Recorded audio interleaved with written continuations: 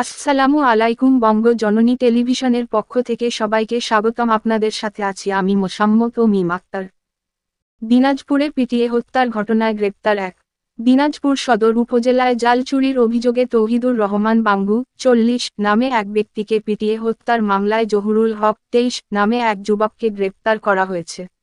গত শনিবার 5ই অক্টোবর জহুরুল হককে আদালতে পাঠিয়েছে কোতোয়ালি থানা পুলিশ।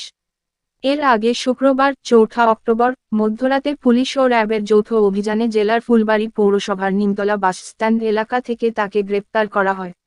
গ্রেপ্তার জহুরুল হক সদর উপজেলার 5 নম্বর শশরা ইউনিয়নের ভবাইনগর স্কুলপাড়ার বাসিন্দা মৃত রমজান আলীর ছেলে। হত্যার শিকার তৌহিদুর রহমান বাঙ্গু সদর উপজেলার কাউগাঁও হাটখোলা এলাকার মেহরাব হোসেনের ছেলে।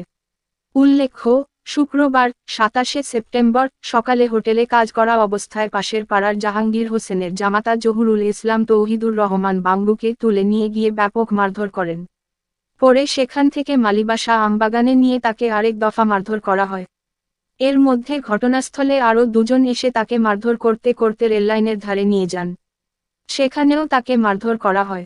পরে আহত অবস্থায় উদ্ধার করে বাসায় নেওয়া হলে কিছুক্ষণ পরেই মারা যান তৌহিদুর।